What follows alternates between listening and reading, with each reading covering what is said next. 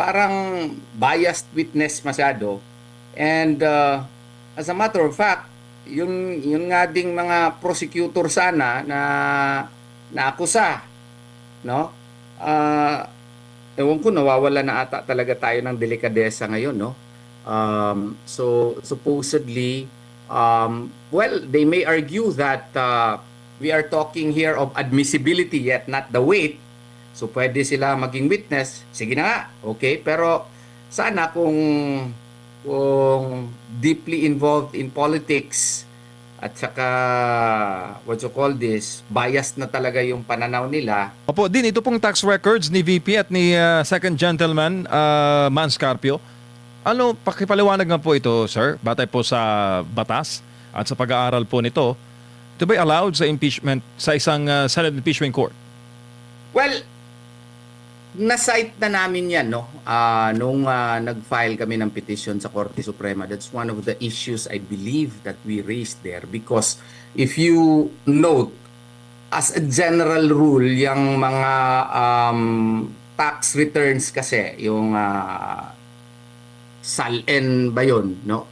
Ang rule kasi niyan under Section 270 of the National Internal Revenue Code, no? Bawal na bawal po on the part of the BIR, no, to divulge to any person, no, or makes known or any other manner may be provided by law information regarding the business, income, or estate of any taxpayer, no. May exception lang dyan, yung Section 20A, no.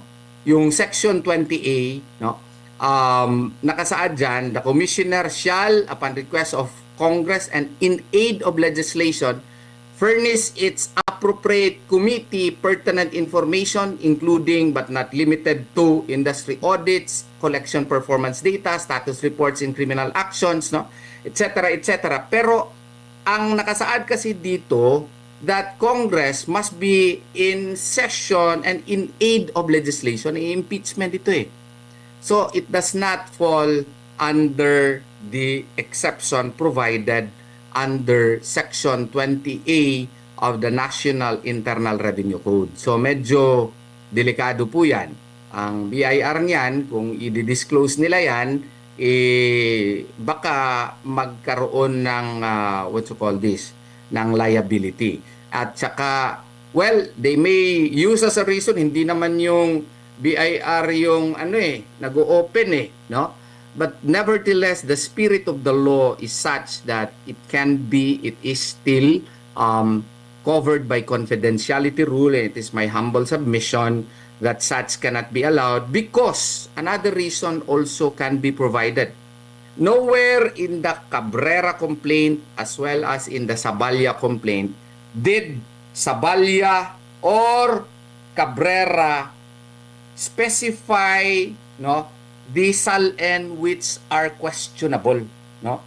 So, since it is not, no ultimate facts was properly pleaded in the Saballa complaint as well as in the Cabrera complaint, then it cannot be used in evidence in any proceeding, much more impeachment proceeding. Yan po ang aking humble stand on the matter. Opo, dito naman po sa isa po sa mga pinagtatalunan ngayon, yung issue po sa presiding officer sa impeachment court. Anong mas makapangyarihan din? Ang Senado to write or to amend the Constitution o yung nakasaad mismo sa 1987 Constitution na ang presiding officer po sa impeachment ay ang Senate President? Yeah, doon tayo kung anong nakasaad po sa konstitusyon po natin, no? Kasi yan is the prime law of the land, no? So hindi po yan masasubject to amendment by Senate rules, no? Kaya nga po kinakailangan na sana naman let us stick to the rule of law. Huwag natin bagu-baguhin yung hindi po nakasaad sa ating saligang batas or sa ating konstitusyon. Opo, lalo pa attorney, alam mo naman, mas nagiging ngayon, Dean, ang masang Pilipinos, mas nagiging interesado sa mga usapin ng batas dahil po, batas po ang mga issue ngayon sa impeachment, the VP, yung Senate leadership issue, at itong mga bagay-bagay na may kaugnayan po kay former President Rodrigo Duterte. Batas po itong lahat. Oo Dean. nga eh. Kaya nga, inaanyayahan ko yung mga gustong mag-aral ng batas. Dito na tayo sa JMC Law School. Malapit na po kaming mag-open, no? You know, it really helps if you know the law, you have training, law training, no? So that you can contribute more proactively and more intelligently in the national discussion.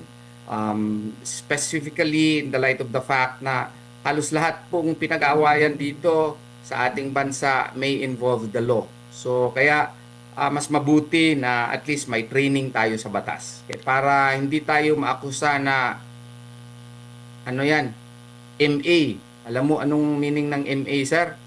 Ano po? Yan, murag attorney. Uy, dami niyan. Attorney, Yes, boss. itong paggamit bilang witness, gustong gamitin sa kampo po ng depensa, yung mga nag-akusa dito kay Vice President Sara Duterte. Kasi maraming nagtataka, ha? Yan, di ba yan yung mga nag-akusa kay Vice President Sara Duterte? Bakit gagamitin ngayon ng depensa bilang witness? Ano pong masasabi niyo po rito? Kaya nga, that also parang biased witness masyado. And as a matter of fact, yung nga ding mga prosecutor sana na naakusa, no? Ewan ko, nawawala na ata talaga tayo ng delikadesa ngayon, no? So supposedly, well, they may argue that we are talking here of admissibility yet not the weight. So pwede sila maging witness. Sige na nga, okay. Pero sana kung deeply involved in politics at saka what you call this, biased na talaga yung pananaw nila, ano na lang sana, recuse ba, voluntarily recuse.